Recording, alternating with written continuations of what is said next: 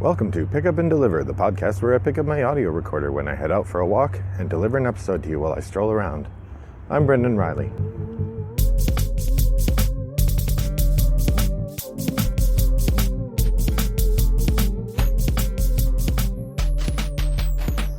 Welcome, listeners. It is a beautiful Tuesday morning here in suburban Chicago, and I'm on my way to a doctor's appointment. My wife and daughter have been teasing me about how I can't see stuff the way I used to, and so I figure it's time to see if I need to get some glasses.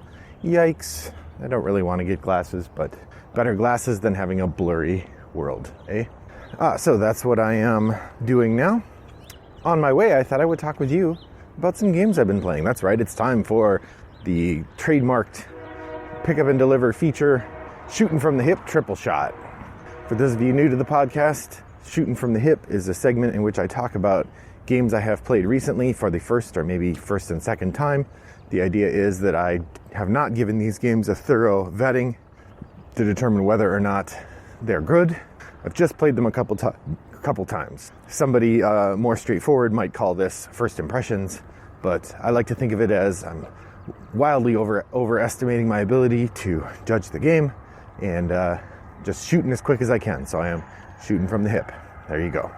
And the triple shot is the fact that generally I find a shooting from the hip segment works great when I give it 3 games. That gives me just enough time to give you a little impression of the game without spending too much time or wasting too much energy. There we are, shooting from the hip, triple shot. So today I have 3 games to talk about with you.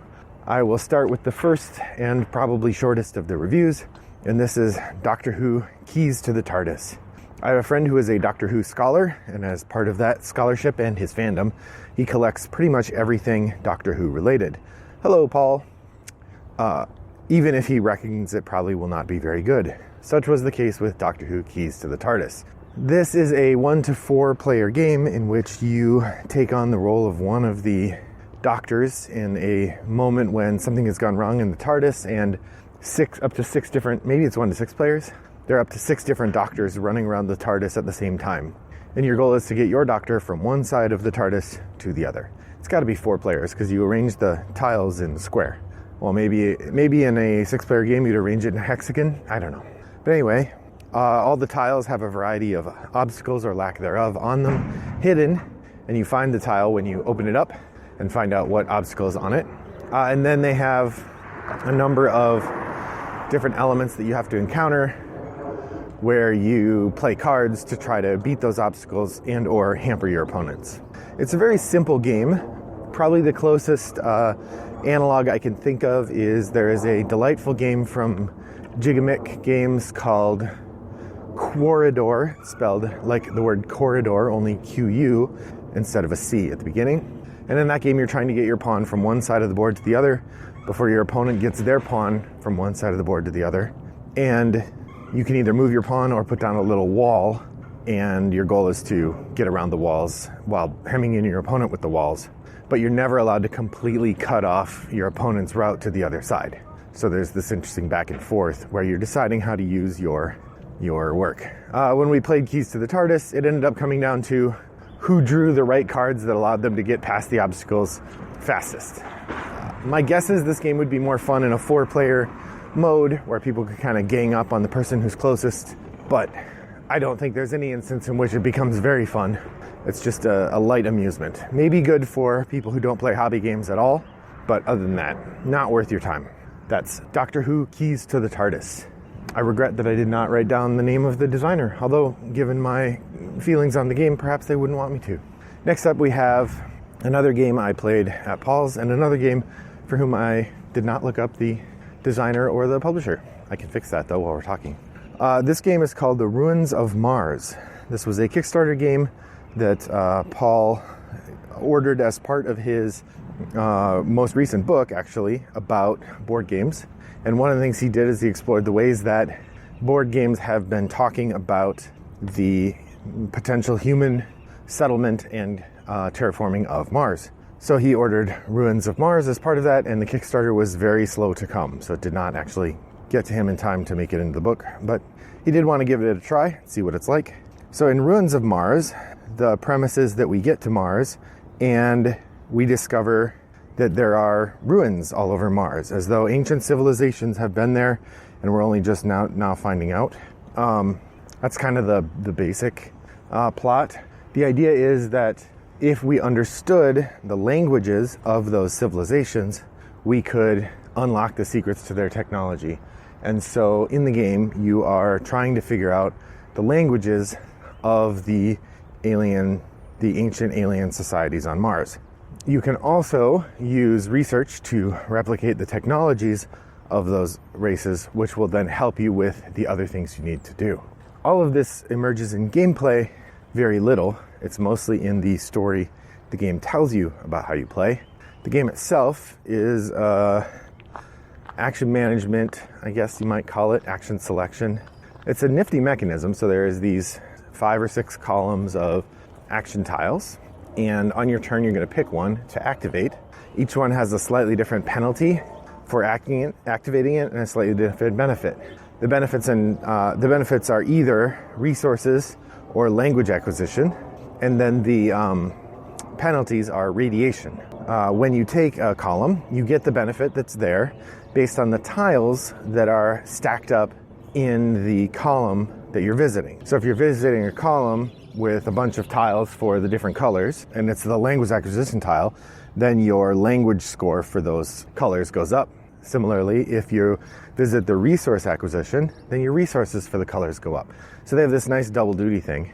And then the column that you visited, the tiles that were in it, get redistributed to the other tiles. So there's this, probably the most interesting part of the game, is trying to anticipate what your opponent needs, especially in a 2-player, and taking the column that least helps them while also helping yourself. So that part's pretty interesting. The points come from a variety of places. Like in Terra Mystica, the language tracks in Ruins of Mars work like the cult tracks in Terra Mystica. The higher you get on them, the more points you get. Although in this one, it's based on how far you get up them rather than who's in the lead.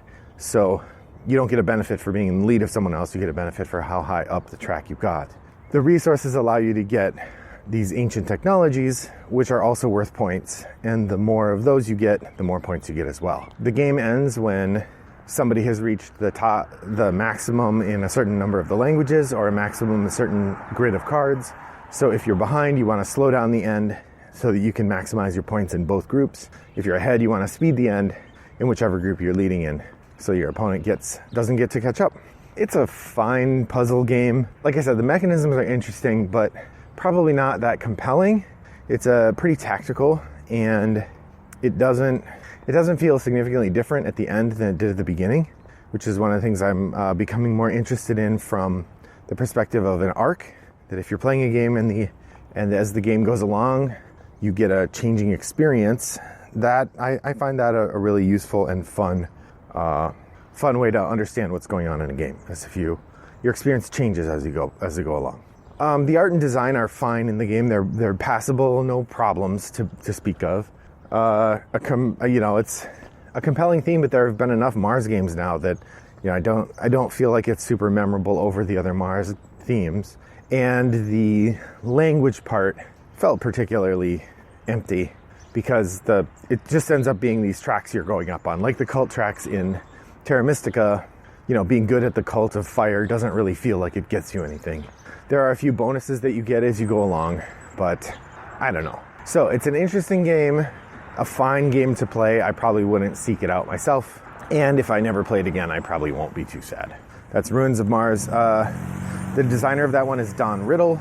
Artists Ronan Lefeur, Sebastian Kozner, Calder Moore, and it's published by Atheris Games. I believe it was released on Kickstarter. I don't know if it's available commercially.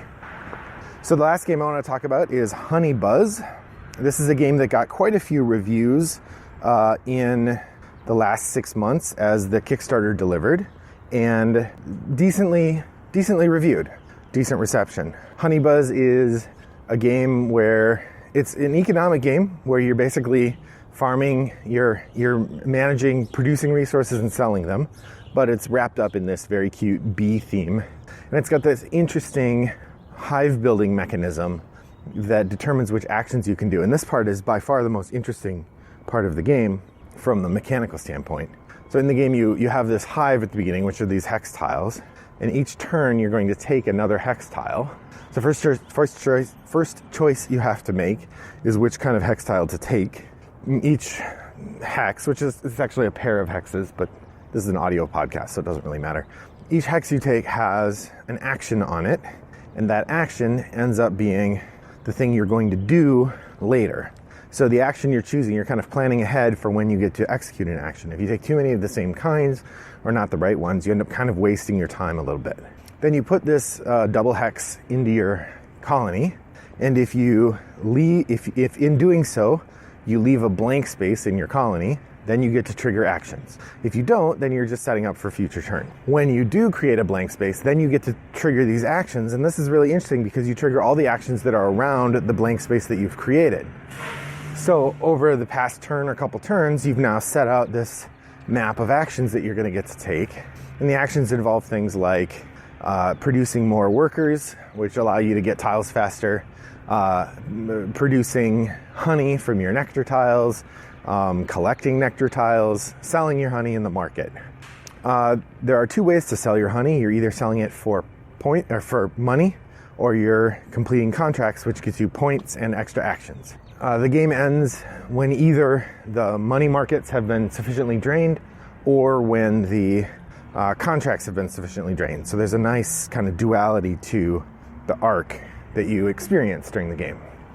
Probably the best thing about the game are the components. It is a beautifully produced game with lovely art, very nice thick cardboard tiles, or the gameplay tokens are really cute. In particular, the honey tokens are these sort of thick jelly substance that feels a bit, they feel like they could be gummies or something. They look like gummies. Very high on the PEI, the Perceived Edibility Index. You definitely feel like you should be eating these honeys. I don't have the deluxe components, so I'm not sure what would be different if I had ordered that. I imagine maybe the bee meeples, the beeples would be nicer, maybe.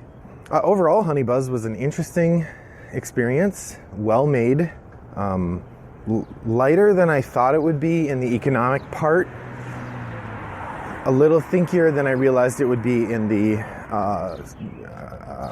map building. I see this being a game that would be fun to play every few months. Probably not a game that's gonna rocket to the height of my list of favorites, nor reward excessive replay early. Something like Brass, which has enough interlocking mechanisms and enough complexity that over time you really will get you'll learn how to make the systems work better. I feel like Honey Buzz is a little more open. It's much more approachable. I would imagine this will be a game that'll be easy to introduce to other people who don't play a lot of games, and fun for them to play. My wife did enjoy it quite a bit and said she'd like to keep it in our collection, which is good. I did try to make an assessment early on that because this game, more than maybe most, it would be easy to sell because it's new and popular. So overall, interesting experience, worth trying if you get a chance. That's Honey Buzz from Elf Creek Games and designer Paul Salomon. The artist is Anne Heidziak. So, dear listener, what have you been playing lately? Pop over to Board Game Geek Guild 3269 and let me know. Reach out to me, Brendan at Rattlebox Games, or tweet at me at Rattlebox Games. We are finishing up our March Mayhem tournament this week. We have the final episode of the quarterfinal round is just finishing, or has finished yesterday, and the poll finishes in a couple hours. Then we have the quarterfinals, 2 episodes where we have guest hosts Keith Mateka and Lauren Nepomuceno, both of which I'm very excited to talk about with those games. And then we have the finals on Sunday night, the 28th. I hope that you'll be able to join us from 6 to 8 p.m. Central Time. We'll do a live stream. Keep an eye on the Rattlebox website or social media platforms for information about that. But once again, thanks for joining me. Let me know what you've been playing, and I hope that your next walk is as pleasant as mine was. Bye-bye.